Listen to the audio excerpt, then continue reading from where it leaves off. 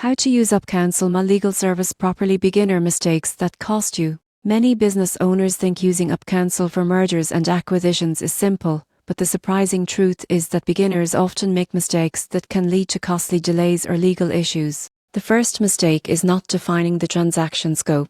UpCounsel attorneys need clear details on asset purchases, stock sales, or mergers. Ambiguity can result in incomplete agreements or missed legal requirements. Another common error is neglecting due diligence. Legal oversight in MA is crucial. Beginners who assume the platform handles research risk discovering liabilities too late. Gather financials, contracts, and compliance records before hiring counsel. Many users fail to match the attorney's experience with the transaction type. UpCounsel provides specialized MA lawyers. Choosing someone without relevant experience can jeopardize the deal. Filter by prior deals, industry expertise, and location. Skipping contract review is another pitfall.